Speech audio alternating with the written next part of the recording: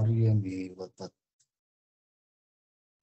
यज्ञो दानं तपश्चैव हवनानि मनीषिणाम्। श्रीमद्भगवद गीता तथा ज्ञानेश्वरी अध्याय क्रमांक 4 आणि श्लोक क्रमांक 5, ओवी क्रमांक 149 इथपासून आजच्या ह्या क्रमिक चिंतनाला प्रारंभ करत आहोत.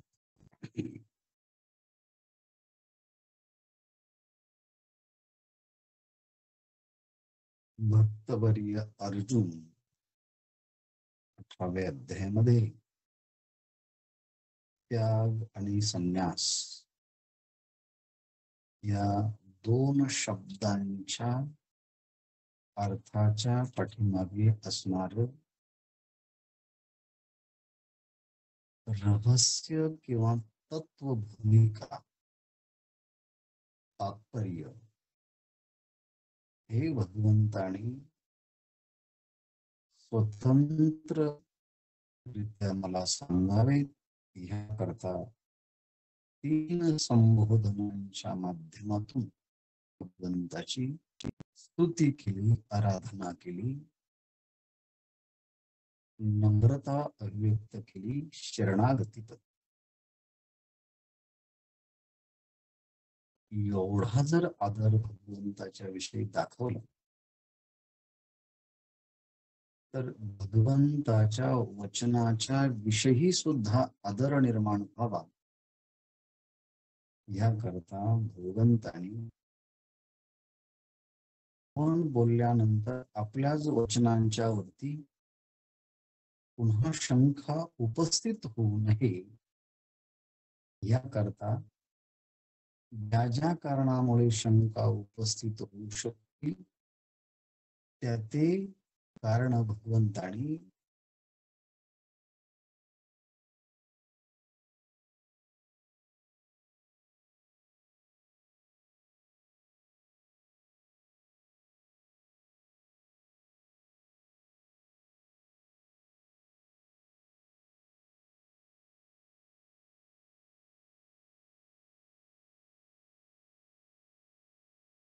हे विद्वत मत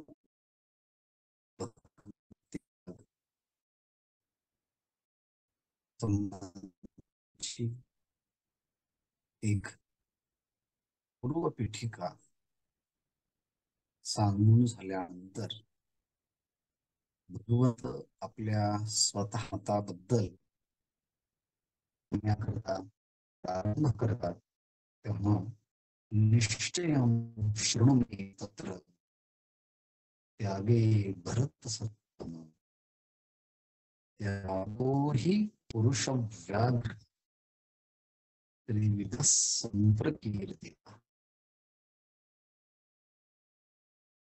म्हणून मला आपल्या धर्माच्या विषयी प्रवृत्त करण्याकरता पुरुष व्याघ्र या संबोधनाने पुन्हा संबोधित करून आपल्या वचनाच्याकडे श्रवण करण्याकरता प्रवृत्त करवितात. आणि मग आपल्या स्वतःचा जे मत आहे त्याबद्दल भगवंत सांगण्याकरता प्रवृत्त होत. भगवंत बोलताय अर्जुन यज्ञ दान तप हे जे कर्म आहे न त्याज्य हे टाकू नये. मग टाकू नयेत तर मग काय करावं? तत् कार्यम एव तर ते अवश्य करावेतच. तत् कार्यम एव. ते कर्म, ते कार्य अवश्य आपलं करणीय आहेत, म्हणून यज्ञ दान तप इत्यादी कर्म करावे. टाकू नयेत एक विधान, ते करावेत दुसरं विधान. केल्यानंतर काय होणार आहे ते सांगण्यासाठी तिसरं विधान. यज्ञ यज्ञ दानं तपः एव मनीषिणां पावनानि. यज्ञ दान आणि तप हे मनीषिणां म्हणजे विद्वज्जनांना सुद्धा पावनानि, पावन करणारी आहे, मंगल करणारी, पवित्र करणारी आहे. प्रेरणा कार्यम एव, ती आवश्यक करावी.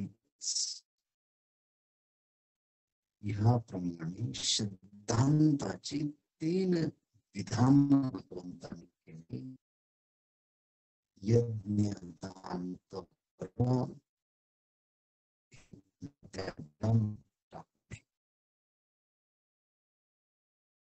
मग काय करावं? कार्यम एव, ती अवश्य केलीच पाहिजे, आणि केली तर पावनांनी मनीषिण, विद्वज्जनांनाही ते मंगल करणारी आहे, तर मग बाकीच्यांना मंगल करणार नाही का? आवश्यकच. परिशेष नाही, ही सर्वांना पवित्र करणारी आहे. यानंतर यज्ञ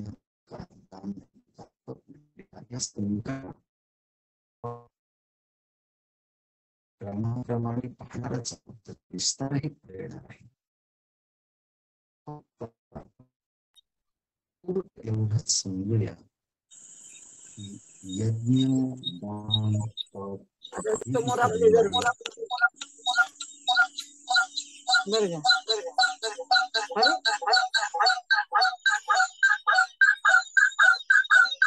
काय झालं?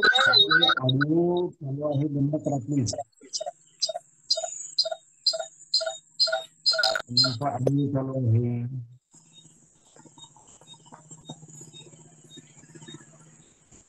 आपापले ऑडिओ चालू आहे, ते बंद करण्याचा प्रयत्न करा बरं. सन्माननीय सदस्यांना विनंती आहे, जमत नसेल तर बंद करून ठेव. धन्यवाद. तर पहिल्यांदा या 3 शब्द त्याची चिकित्सा आपण नंतर करूया. पहिल्यांदा यज्ञ दान आणि तप हे केलेच पाहिजे, ते टाकून देता कामा नयेत, आणि केली तर अंतःकरणाला मंगल पवित्र बनवणार आहे, असं भगवंतांनी सांगितलं. यानंतर ज्ञानेश्वर महाराजांच्या भाष्याच्या स्वरूपात ज्या काही ओव्या आहेत ते प्रथम पाहूया, आणि मग जसजसं वेळ भेटेल तसतसं आपण एका एका शब्दाची चिकित्सा सुद्धा करूया, त्याची उपयोगिताही समजून. भगवंतांनी आपलं मत शेवटी का सांगितलं, याचंही कारण आपण पाहिलं. अगोदरच सांगितलं असतं तर पुन्हा शंका उत्पन्न झाली असती. शंका उत्पन्न होण्याचे जेवढे संभाव्य कारण आहेत ते भगवंतांनी सांगून टाकले, आणि मग सिद्धांताच्या विषयी निश्चय करण्यासाठी भगवंतांनी विधान केलं. माझा निश्चय या संबंधाने बाबा तू ऐकणार आहेस का? हे भरत सत्तम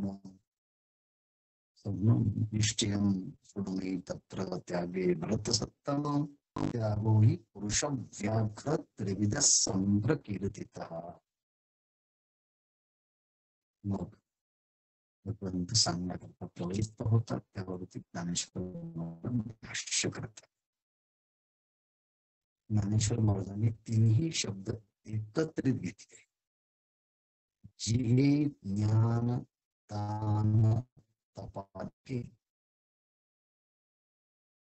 जे यज्ञ दान तपादिके ये कर्मे आवश्यके ती न सांडावी, न त्याज्यम कार्यम एव तत्त कार्यम एव यज्ञ दान तप कर्म न त्याज्यम कार्यमेव तत्. खरं म्हणजे एखादा भाष्यकार कमीत कमी शब्दामध्ये किती बिनचूक भाष्य करू शकतो त्याचं उदाहरण आपल्याला पाहता येईल. या अर्ध्या श्लोकाचं भाष्य ज्ञानेश्वर महाराजांनी ह्या 2 चरणामध्ये केलं आहे. जे यज्ञ दान तप आणि आदी करून मोठी यादीही आपण करू शकतो की हे कर्म करायलाच पाहिजे, हे कर्म करायलाच पाहिजे. याप्रमाणे यज्ञ सुद्धा विविध प्रकारचे, दान सुद्धा विविध प्रकारचे, तप सुद्धा विविध प्रकारचे. ती पुढे विस्ताराला येणारच आहे. म्हणून त्रिविध संप्रकीर्तित अगोदरच त्याचा नामनिर्देश केला. पण ही जी काही कर्म आहेत ती कर्मे आवश्यक आहे, अत्यंत गरजेचे आहे. It is necessary to follow this karmas in one's own life. आणि म्हणून न त्याज्यम असं जे संस्कृत विधान आहे त्यावरती ज्ञानेश्वर महाराज भाष्य करतात. ती न सांडावी, ती सांडू नये, टाकू नये, त्याग करू नये, त्याकडे दुर्लक्ष करू नये, त्याचा उपमर्द करू नये, त्याचा उपहास करू नये, त्याची उपेक्षा करू नये. एवढे अर्थ ती न सांडावी.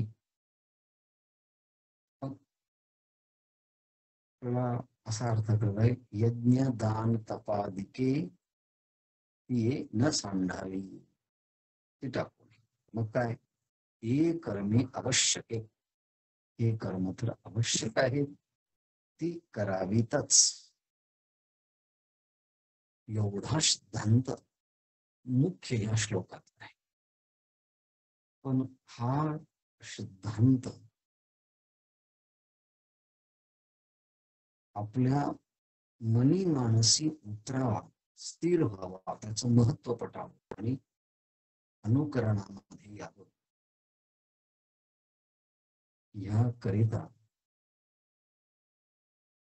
ज्ञानेश्वर महाराजांनी वेगवेगळे दृष्टांत कसे दिले आहेत ते पहा.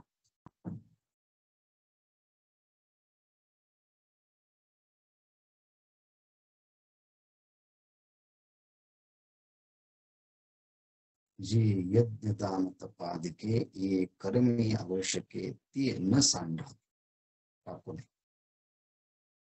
कशाप्रमाणे, पांथिके पाऊली जैसी, जशी, जसे पांथिके पाऊले न सांडावी.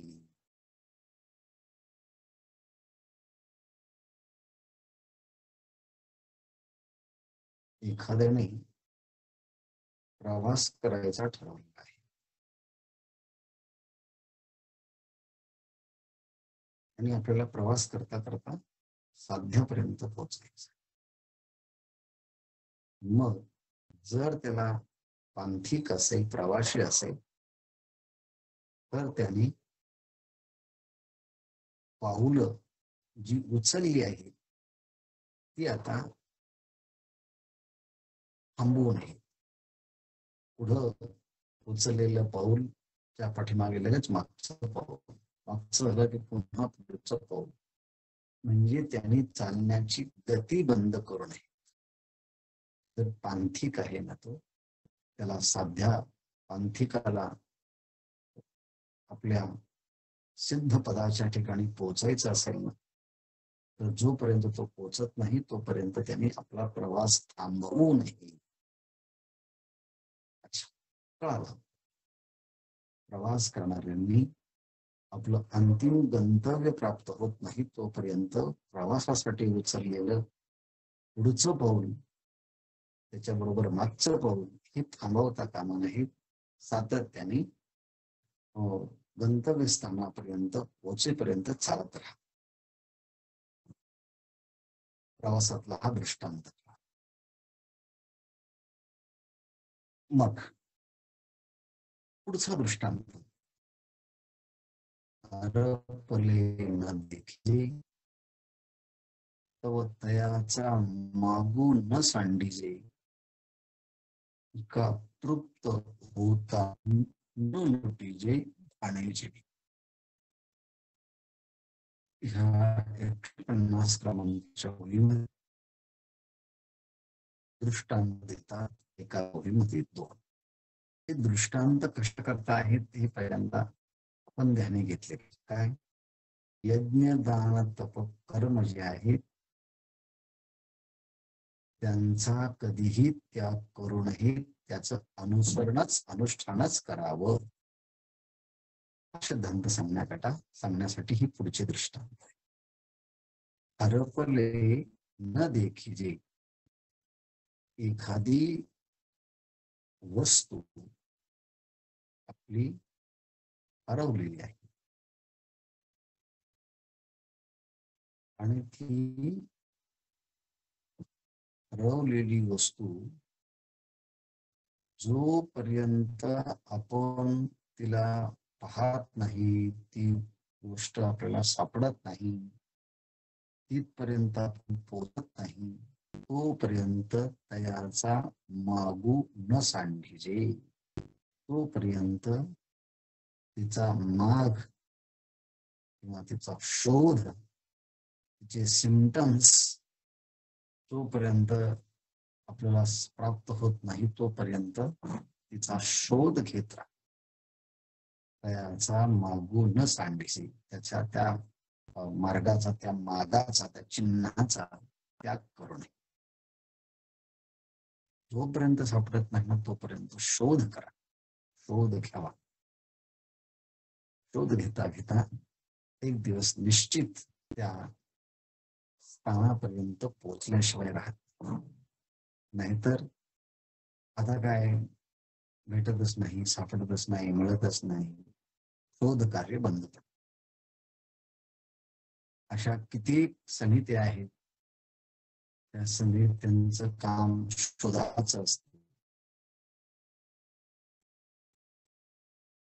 त्या समितीतले कार्यकर्ते मरून जातात, पण शोध काही लागत नाही. म्हणतात हरपले न देखिजे तव तयाचा मागून सांडिजे. हरवलेली वस्तू जोपर्यंत सापडत नाही तोपर्यंत त्याचा माग म्हणजे सोडता कामा नाही, त्याचा शोध थांबवता कामा नाही, सातत्याने ते केलंच पाहिजे. दुसरा दृष्टांत देतात. तृप्त न होता न लुटिजे भाणे जेवी, का जेवी तृप्त न होता भाणे न लुटिजे. काही माणसं पंक्तीला बसताना त्यांचं जीवनच होत नाही, कारण त्यांना सावकाश जेवणाची सवय. आणि काहीतरी इतके पंक्ती पठाण असतात की 5 मिनिटात त्यांचं जेवण, म्हणजे ते खाण्यात इतके तरबेज असतात. चावतात की नाही, घेतलेली ताटातली वस्तू तोंडात घास टाकतात आणि पटकन गिळतात. त्यांचं पचन त्यांना कसं होतं, जठराग्नीमध्ये प्रदीप्त असणार तो जठराग्नी त्यांचं सगळ्यांचं सेवन करत आहे. याप्रमाणे तृप्त न होता आणि जेवायला बसलो, जोपर्यंत आपण तृप्त होत नाही, जोपर्यंत आपली भूक भागत नाही, तोपर्यंत आपल्या ताटाला पलीकडे सारता कामा नये. काय तर जेवण झालं अपूर्ण, म्हणायचं झालं पूर्ण, आता घ्या ताट, हात धुवून ताट बाजूला करणं, असं नाही करायचं. तृप्त न होता, जोपर्यंत तृप्त होत नाही, जेवी पाणी, त्याचा अर्थ होतो भोजनाचा ताट, भोजन न लोटीजे, ते पुढे लोटू नये, मी दूर करू नये, मागून घ्यावं, मला थोडीशी आणखी पाहिजे, थोडी आणखी भाजी द्या, आणखी चपाती द्या. म्हणजे जोपर्यंत तृप्त होत नाही तोपर्यंत अन्नाचा त्याग करू नये. एकदा की तृप्त झाला मग म्हणावं तृप्ती झाली या दैसी, साधने सरती अपैसी. हा दृष्टांत. आता पहा, 149व्या ओळीमध्ये सिद्धांत सांगितला आणि प्रवाशाचा दृष्टांत सांगून यज्ञ, दान, तप, कर्म ही केलीच पाहिजे.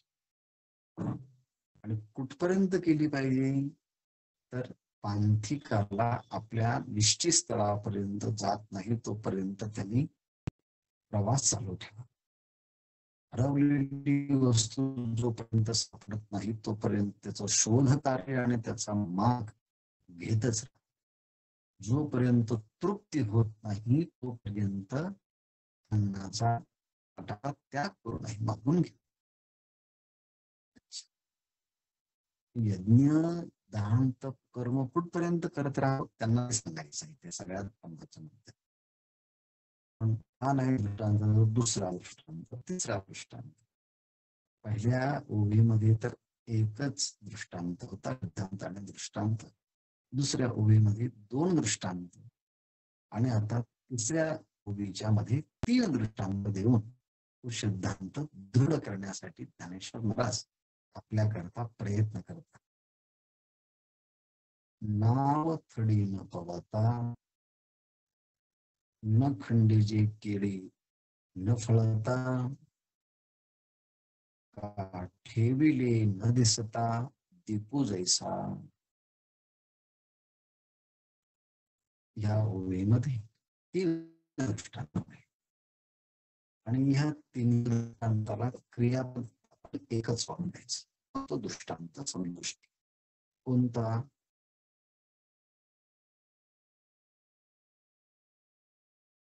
काही ठिकाणी न खांडीजे, पण काही ठिकाणी न सांडीजे. पहिलं पहा, कडी न पवता. कडी शब्दाचा अर्थ आहे नदीच्या काठाला किंवा तीराला कडी म्हणतात. ग्रामीण भाषामध्ये आम्ही ह्या थडीला आहोत, त्या थडीला आहोत असं बोललो. नोंद, कडी, तीर, काठ अशा शब्दांचा प्रयोग आहे. तर कडी न पवता, जल प्रवास करताना, नदीचा प्रवास करत असताना एका तीरावरून नावेमध्ये बसला असताना जोपर्यंत नाव पहिलं तीराला पोहोचत नाही, प्रवाशांना घेऊन जात नाही, तोपर्यंत प्रवाशांनी त्या नावेचा त्याग करू नये. म्हणून कडी पवता नावन खांडीजे, त्या ठिकाणी सांडीजे सपाट, म्हणजे त्याने त्या प्रवाशांनी नावेचा त्याग करू नये. कुठपर्यंत करू नये, मी नावेतून उतरू नये, जोपर्यंत पहिल्या तीराला आपण पोहोचत नाही तोपर्यंत. दृष्टांत ह्या ठिकाणी पूर्ण होतो. दुसरं, न खंडीजे केळी न फळता.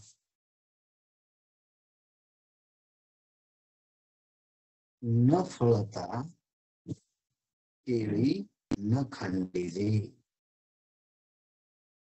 जोपर्यंत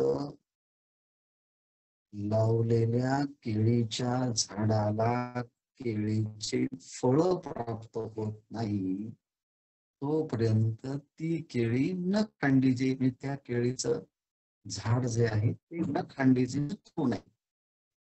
तुम्ही केळीचं झाड केळीचे फळ खाण्याकरता लावले, जोपर्यंत ती फळ येत नाही, परिपक्व आपल्या हाताला प्राप्त होत नाही, तोपर्यंत त्या केळीचे तिला तोडू नये.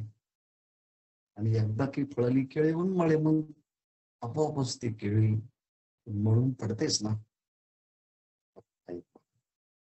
न खांडीचे ही दुसरं पद आहे.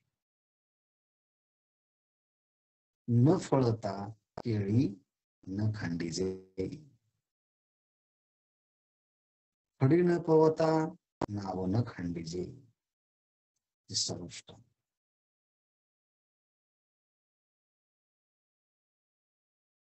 का ठेविले न दिसता जैसा दीपो न खांडीचे. एखादी वस्तू आपण घरात ठेवलेली आहे आणि ती वस्तू आता अंधारामध्ये आहे आणि त्याचा शोध आपल्याला दिव्याच्या साहाय्याने घ्यायचा आहे, म्हणून अंधारामध्ये ठेवलेली वस्तू जोपर्यंत सापडत नाही तोपर्यंत शोध घेणाऱ्याने दिव्याचा त्याग करू नये. म्हणून का ठेविले, का ठेविले म्हणजे एखाद्या माणसाने अंधारात ठेवलेली जी वस्तू आहे न दिसता, जोपर्यंत दिसत नाही तोपर्यंत जैसा दीपूनच खांडीजे, दिव्याचा त्याग करू नये. न फळता केळी न फळता, केळीला जोपर्यंत फळ येत नाही तोपर्यंत केळी न खांडीजे, तिचा त्याग करू नये. खडी न पवता, जोपर्यंत पहिल्या तीरावरून पहिल्या तीराला पोहोचण्याकरता नावेमध्ये बसलेल्या लोकांनी पहिल्या तीराला पोहोचत नाही तोपर्यंत नावनं नाही म्हटले, पलीकडे न जाताच आम्ही अलीकडे मध्येच पाण्यात उतरू, नावेचा त्याग करू, असं कोणी म्हणाल तर बुडून मरण्याची शक्यता आहे. केळीला फळ न येताच आम्ही तोडू असं म्हणत असेल तर परिश्रम आणि नंतर दुःख वेदनाच आहे.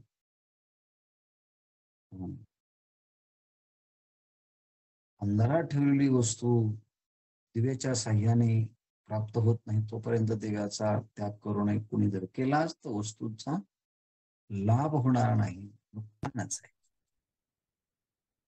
असे 3 आणि 2 5 आणि 6 दृष्टांत. हे 6 दृष्टांत कशा करता दिले आहेत तर यज्ञ दान तप हे कर्मे जे आहे आवश्यक आणि न सांडा टाकू नये.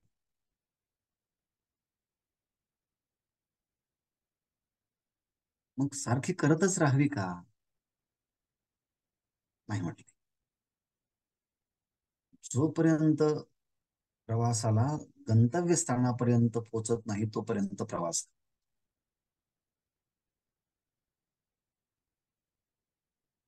वस्तू ठरवलेली वस्तू जोपर्यंत सापडत नाही तोपर्यंतचा शोध घेत राहा.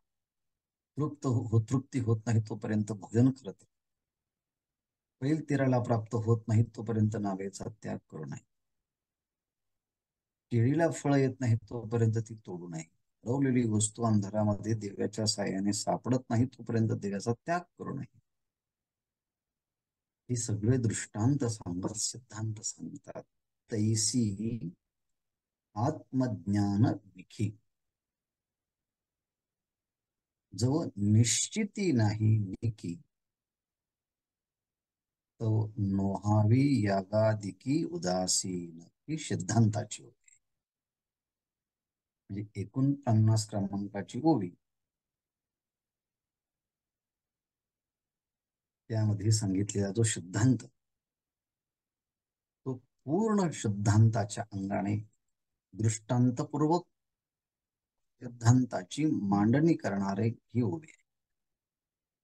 तैसी आत्मज्ञान विखी.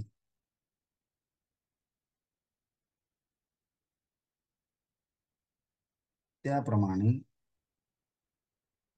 आत्मज्ञाना विखी म्हणजे आत्मज्ञानाच्या विषयी, म्हणजे आपल्या स्वस्वरूपाच्या विषयी.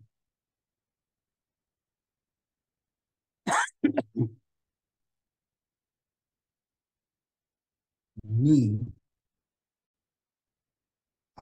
जेव्हा स्वतःला मी म्हणतो तेव्हा त्या मीचा संबंध स्थूल शरीर आणि स्थूल शरीराच्या संगताशी न येता असणारा मी असं म्हणताना सूक्ष्म शरीर आणि त्यामध्ये असणारी 17 किंवा 19 तत्वाचा संबंध न येता असणारा मी. आणि मी असं म्हणत असताना कारण शरीर म्हणजे अज्ञान, त्याला सोडून असणारा जो मी, अर्थात निर्विषय निरुपाधिक चैतन्य,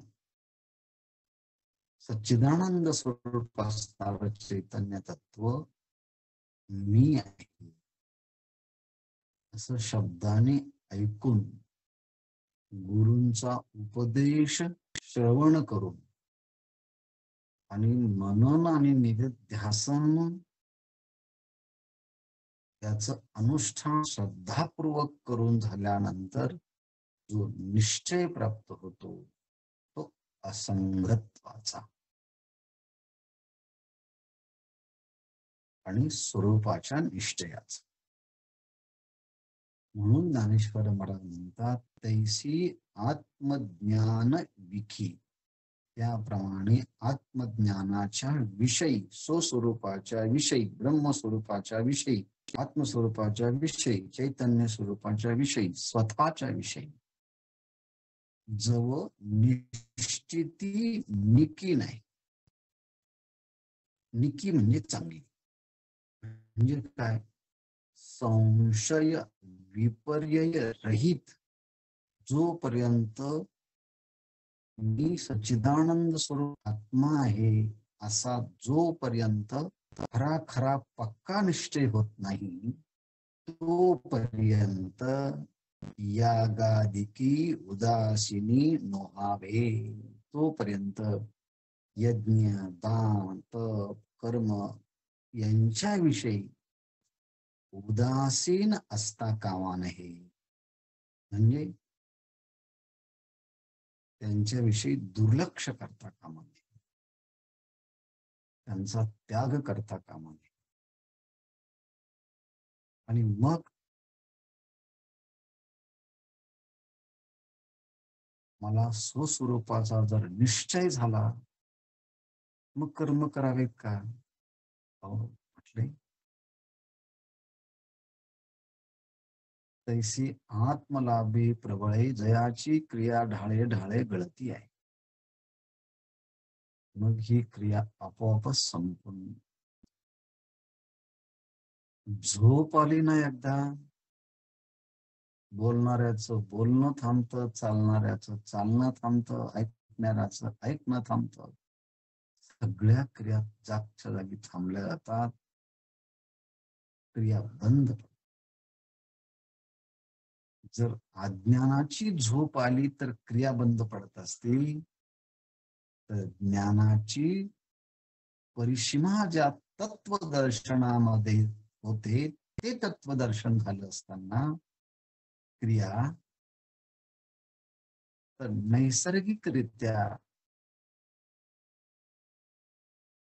जरी बंद पडल्या नाही तरी शास्त्र मात्र त्याला विधान करत नाही की तुम्ही केलं. आता ऐका, घरी येईपर्यंत चालेल, घरी आल्यावर कशाला चालायचं? मग पहिलं तीर प्राप्त होत नाही तोपर्यंत नाव, पहिलं तीराला आलं की उतरायचं नाही.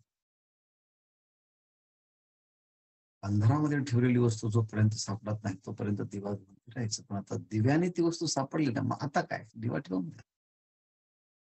तसं सगळ्या कर्माचं पर्यवसान शेवटी आपल्या स्वस्वरूपाच्या बोधामध्ये, मी असं म्हणताना खऱ्या अर्थानं देह नाही, इंद्रिय नाही, स्थूल सूक्ष्म आणि कारण या शरीरत्रयाचा संघात नाही.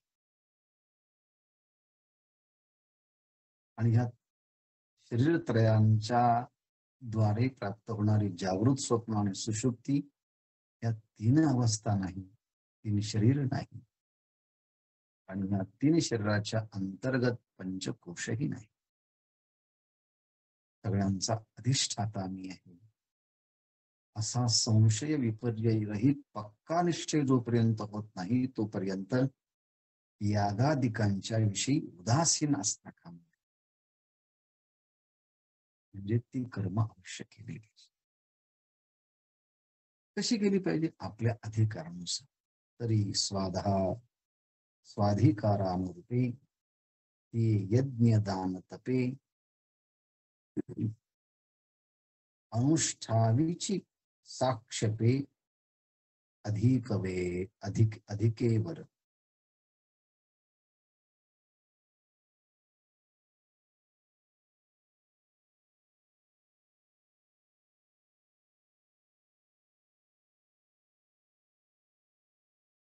ज्ञानेश्वर महाराज म्हणतात, स्व अधिकारानुरूपे, स्वतःच्या अधिकारानुसार, स्वतःच्या अधिकारानुसार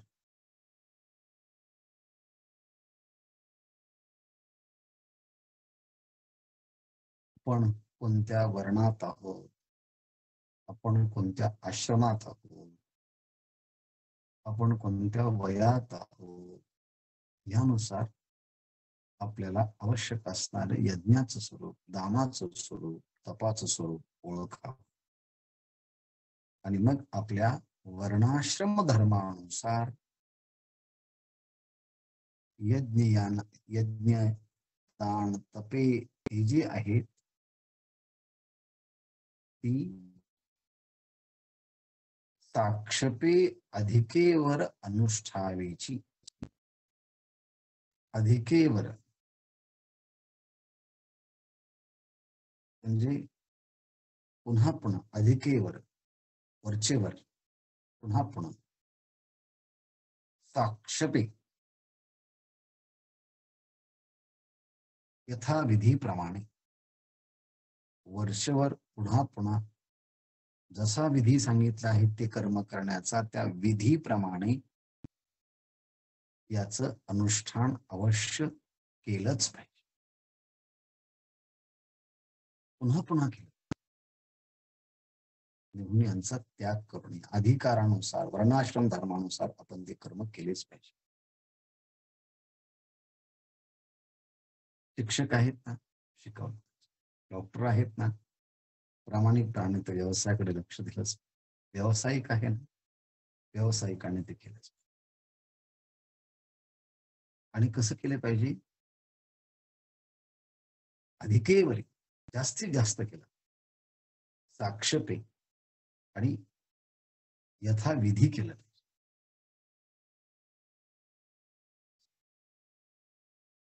म्हणजे वरचीवर अधिकाधिक कसं करावं ते ह्याकरता पुन्हा दृष्टांताचं स्वरूप. जे चालणे वेगावत जाये तो वेगो पैसावयाची होय, तैसा कर्मातिशयो आहे नैष्कर्म्या लागी. शब्द, जे चालणे वेगावत जाये. एखादा मनुष्य प्रवास करताना अतिशय वेगाने चालतो. मग त्याचा जो वेग आहे त्या वेगाचं रूपांतर कशामध्ये होणार आहे? जितका वेगाने प्रवास करत जाईल तितका त्याचा प्रवास लवकर समाप्त होईल. आणि म्हणून जे चालणे वेगावत, त्याचं चालणं वेगाने पुढे पुढे चालत जात जाईल तर त्याचा वेग त्याच्या विश्रांतीला तिथे जाऊन बसण्याला कारणीभूत ठरणार. तो वेगू बैसावयाची होय. तो त्याचा वेग जो आहे ना, पटकन जाऊन बस थांबलो, माझ्या जागेवरती पोहोचलो आहे. तर ती पंढरपूरची वारी करताना आता मुक्कामाला येऊन पोहोचलो. पुण्यावरून निघालो, सासवडचा दिव्य घाट चढला आणि सासवडच्या दिंडीच्या मुक्कामाच्या तळावर जाऊन आपल्या त्या रावटीमध्ये अंथरुणावरती आता पोहोचलो. बस सकाळचा प्रवास झाला. जितक्या वेगाने प्रवास होत जाईल तो वेग त्याच्या विश्रांतीला कारणीभूत ठरणार आहे. तैसा कर्मातिशयो आहे नैष्कर्म्यालागी. तसं आपण जास्तीत जास्त कर्म निष्काम केलं आहे. म्हणजे कर्म तर केलं आहे, पण कर्माची फलाची अपेक्षा केली नाही. पण जे कर्माची अपेक्षा केली नाही म्हणण्यात पुन्हा तोच भाव आहे. कर्म निरर्थक नसतं, कर्माला फळ असतं. आपण कर्म करायचं, हो आपण कर्म करायचं, पण त्या कर्माचं फळ देण्याचा अधिकार ईश्वरावर सोपवून द्यायचा. तुला जे द्यायचं ते दे, मी माझं कर्म केलं. अशा निरपेक्ष कर्माचा अनुष्ठान घडलं असताना हळूहळू आता कर्म करण्याची कोणतीच गरज नाही असं शास्त्र सांगेल. जे आहे ना, जिथे कर्माची परिपूर्णता होते, कर्म करण्याची गरज राहत नाही, अशी जी नैष्कर्म्य अवस्था, जोपर्यंत एखादी गोष्ट प्राप्त होत नाही तोपर्यंत कर्तव्य, प्राप्तव्य संपलं की कर्तव्य संपलं.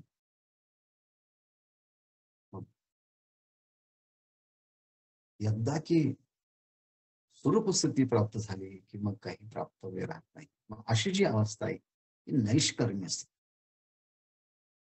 तैसा कर्मातिशय आहे. जोपर्यंत कर्माचा अतिशय कर्माचा वेग आहे कुठपर्यंत नैष्कर्म्याला, नैष्कर्म्य अवस्था प्राप्त झाली की मग कर्म करण्याची गरज. नैव तस्य कृतेन अर्थो न कृते न कृते नैव कश्चिन. तो यस्यात्मतृप्तिरेव स्यादात्मतृप्तश्च मान आत्मन्येव च संतुष्टस्तस्य कार्यं न विद्यते. आत्मरती, आत्मतृप्ती आणि आत्मसंतुष्टी ज्याला प्राप्त झालेली आहे, शास्त्र त्याला कोणतंही कर्तव्य सांगत नाही. हे सांगण्यासाठी दृष्टांत. अधिके जवळजवळ औषधी सेवेची मांडे बांधे.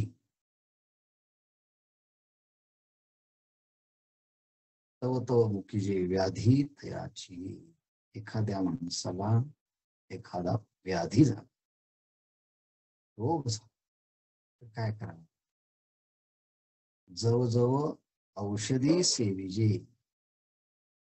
जोपर्यंत तो औषधांचं यथानुसार डॉक्टरच्या प्रिस्क्रिप्शनच्या अनुसार म्हणजे यथाविधी जर औषधाचं सेवन करत असेल तर ते औषधी सेवनेची त्या औषधाच्या सेवन करण्यामुळेच काय आहे, मांडी बांधी त्याचं जे आरोग्य आहे ते चांगलं लवकर पटकन सुधारतं.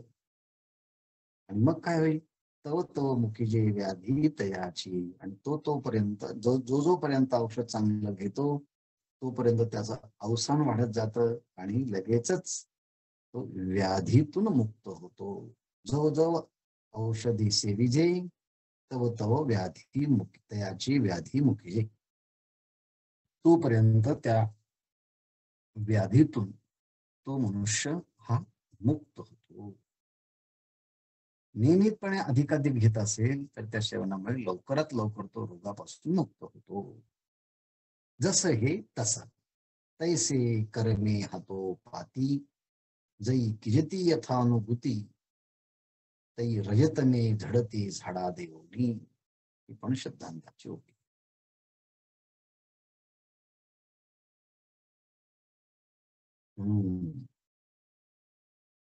तैसी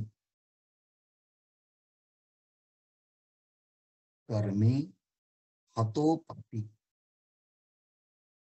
जई यथा निगुती किजती, तै रजेतने झडती झाडा देऊनी.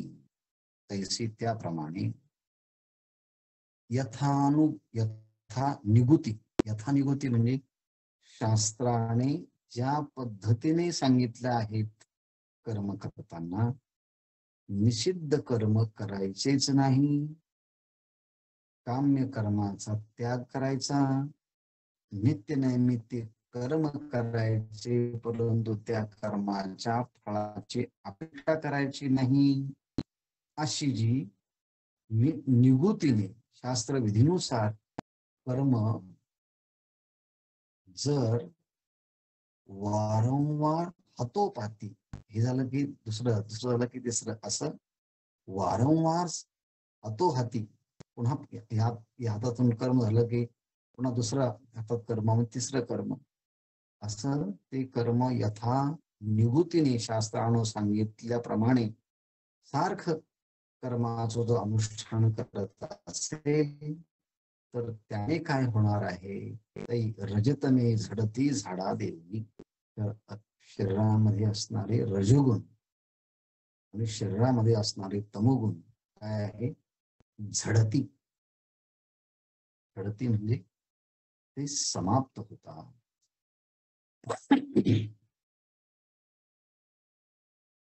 ते नाहीसे.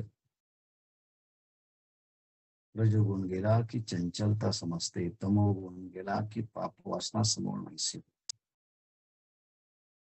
आणि मग कशाप्रमाणे घडतं ते, पुन्हा दृष्टांत. पाटो वाटी फुटे, भांगारा खारो देणे घटे, ते कीड झडकरी तुटे निर्व्याजू पोळे. सोन्याच्या व्यवसायातला हा एक भाग आहे. सोनाराला चांगलं, जर सोन्यामध्ये हिंकस धातू भेसळ जर असेल तर काय आहे, पाठो वाटी फुटे, भांगारा खारो देणे घटे. जर एकामागून एक जेव्हा त्या हिनकस सोन्याला जेव्हा क्षाराचे पुटे दिले जातात, तसतसा त्यातला हिनकसपणा नाहीसे होऊन तो शुद्ध सोनं आपल्याला लवकर प्राप्त होतं. तै कीड झडकरी तुटे, त्यातला किडाळपणा हिनकसपणा तो आहे लवकर नाहीसा होतो, निर्व्याजू होईल आणि मग शुद्ध सोनं आपल्याला प्राप्त.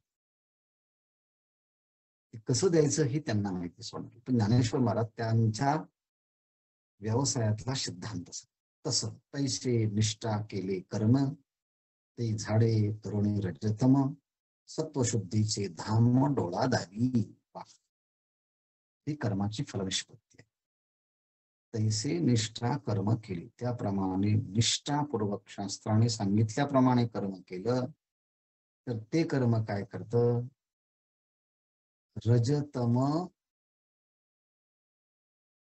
ते झाडी करुणी, आपल्या शरीरातला रजोगुण आणि तमगुण त्यांची झाडणी करतं, त्यांचा निराश करतं, हे काढून टाकले जातात, निवृत्त होतात, नाहीसे होतात. आणि हे आपल्याला कळतं, आपली चंचलता कमी झाली. आपल्याला कळतं आपल्या अंतर्मनातील पापवासनेची प्रवृत्ती आता कमी झाली. हे सत्वगुण संपन्न झाल्यानंतर अंतःकरणाची शुद्धी वाढली की याची जाणीव, याची अनुभूती ही स्वतःची स्वतःलाच होत असते.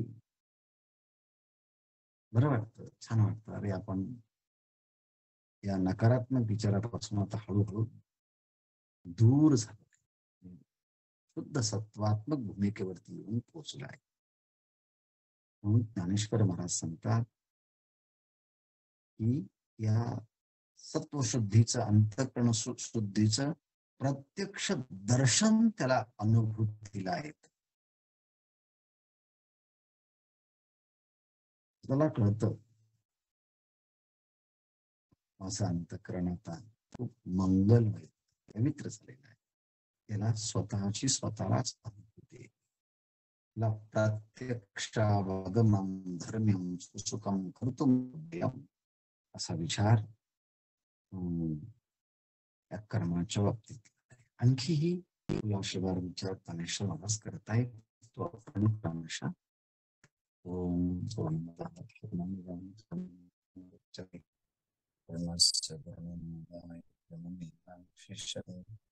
ओम शांती शांती शांती.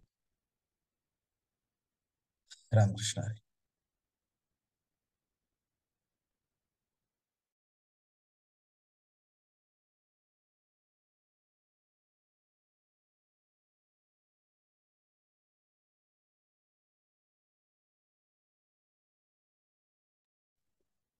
हा मला रामकृष्ण हरी. रामकृष्ण हरी सर. हो, वेळ आज कमी राहिलेला आहे. 18वा अध्याय मोक्ष संन्यास योग, 1 अध्यायी गीता, 4था श्लोक आणि 5वा श्लोक.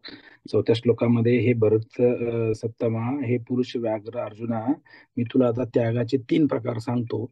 आणि ते 3 प्रकार सांगत असताना यज्ञ, दान, तप, कर्म हे करावंच आणि हे तिन्ही कर्म टाकू नयेत, ह्या दुसरा भाग. आणि तिसरा भाग, हे केल्याने तुलाच काय, म्हणजे ज्ञानी महात्मे सुद्धा असतात किंवा तत्वविद मनीषीनम जे लोक आहेत, हुशार लोक जे आहेत, तत्वाला जाणू इच्छिणारे जे लोक आहेत, ते लोक सुद्धा पावन होतात, कृतार्थ होतात, कृतकृत्य होतात. तर सामान्य माणसं सुद्धा निश्चित होतील.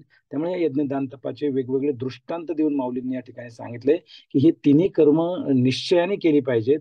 जसं पांथिकाला इप्सित स्थळी जाण्यासाठी पावले उचलून भरभर जावं लागतं, किंवा एखाद्या ठिकाणी आपल्याला एखादी हरवलेली वस्तू आहे ती शोधायची असेल तर आपल्याला त्या साधनांचा, टॉर्चचा जसं उजेड आहे किंवा दिवा आहे किंवा टॉर्च आहे, तर त्या साधनांचा त्याग करता कामा नये. किंवा शोधायची जी गोष्ट आहे ती शोधण्यासाठी आपण गेलं पाहिजे.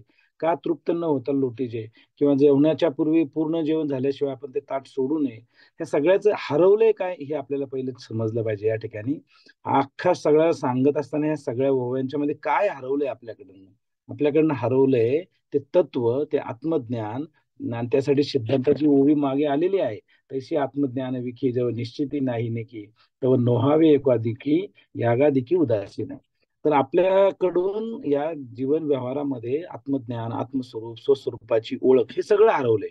त्याला जर शोधायचं असेल तर ते शोधण्यापर्यंत आपल्याला जावं लागेल. तो हातात दिवा जो आहे, तर इथं कोणता दिवा आहे, तर इथं हा सगळा यज्ञ, ध्यान, तपरूपी, विवेकरूपी, वैराग्यरूपी हे सगळे दिवे आहेत. आणि हे दिवे सोडून दिले तर मग तुम्ही तिथपर्यंत कसे जाणार? त्यामुळे आपल्याला तिथपर्यंत जायचं असेल तर यज्ञ, दान, तप, सामाचे या सगळ्या गोष्टी केल्या पाहिजेत. आणि मग अजून बरेचसे जवळजवळ 5-7 दृष्टांत या ठिकाणी माऊलीने दिलेत. नावेचं उदाहरण दिलंय की कडेला पोचल्याशिवाय नाव सोडू नये. केळीचं हे खूप तसं कापूच नाही जोपर्यंत ते केळी त्याला म्हणजे फळा केळी येत नाही किंवा केळीला फळ येत नाही आणि ते चांगले पिकत नाही. तर माझ्या घरी सुद्धा केळी होती बंगल्यामध्ये, पण पूर्ण केळ आल्यानंतर, एखादं केळ पिकल्यानंतर मग तो खुंट तोडायचा असतो, तेव्हा ते सगळे बाकीचे केळ पिकतात. आणि हे सगळं सांगत असताना पुढे सांगतायत माऊली की मग तुमच्या स्वधर्मानुसार, वर्णाश्रमानुसार तुम्हाला जी जी कर्म सांगितली आहेत ती तुम्ही 100% अनुष्ठानित करायचेच आहेत, वेगाने करायचे आहेत, अधिक करायचे आहेत. त्यामुळे आणि तंत्रशुद्ध पण करायचंय, शास्त्रशुद्ध कर्म करायचे. हे चालत असताना पुन्हा माऊलीने दृष्टांत दिलाय, जर वेगाने आपण चालत गेलो तर आपल्या इप्सित स्थळाने आपण लवकर जाऊ आणि आराम करू. हा एक दुसरा सांगितलंय तैसा.